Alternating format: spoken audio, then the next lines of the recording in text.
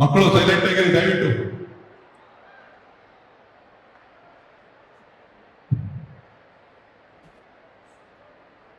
Hi hello ನಮಸ್ಕಾರ ಕರ್ನಾಟಕ. ಮತ್ತೆ weekend ಬಂತು, ನಾನು ಮಾತಾಡೋಕೆ ಶುರು ಮಾಡೋಣ.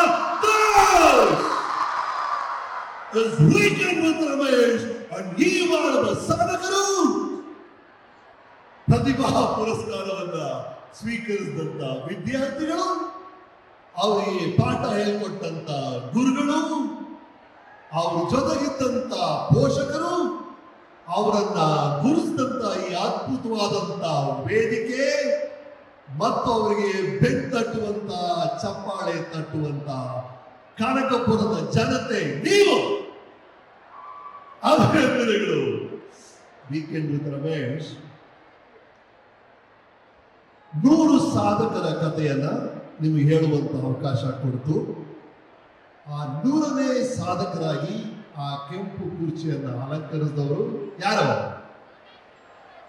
ಮಾನ್ಯ ಡಿ.ಕೆ. ಶಿವಕುಮಾರ್ ಅವರು. Thank you for that sir. ಅವತ್ತು ಆ ಎಪಿಸೋಡ್ ಒಂದೇ ಒಂದು ಸಣ್ಣ ಕೊರತೆ ನನಗೆ. ಎಲ್ಲರೂ ಅದನ್ನೇ ಕೇಳಿದ್ರು, ಸಾರ್ ಬಂದ್ರು, ಮೇಡಮ್ ಬಂದ್ರು, ಕುಟುಂಬದವರೆಲ್ಲ ಬಂದ್ರು, ನಮ್ಮ ಡಿ.ಕೆ. ಸುರೇಶ್ ಅವರು ಮಿಸ್ ಆದಲ್ಲ ಅಂತ. ಅವ್ರು ಇವತ್ತು ಸಿಕ್ಕಿದ್ದಾರೆ. D K. Suresh sir, thank you so much for inviting me here. Such a pleasure.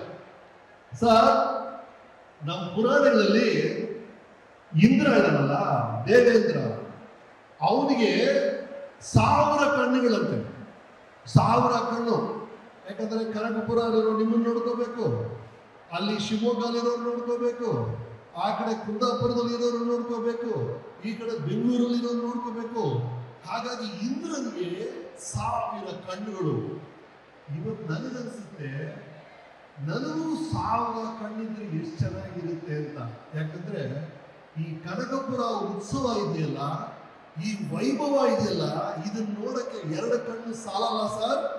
DK. Suresh ಅವರೇ, ಶಿವಕುಮಾರ್ ಅವರೇ, ಈ ಕನಕಪುರ ಉತ್ಸವವನ್ನ ಎಂಜಾಯ್ ಮಾಡಕ್ಕೆ 1000 ಕಣ್ಣುಗಳು ಬೇಕು. ಅಷ್ಟು ಅದ್ಭುತವಾಗಿದೆ.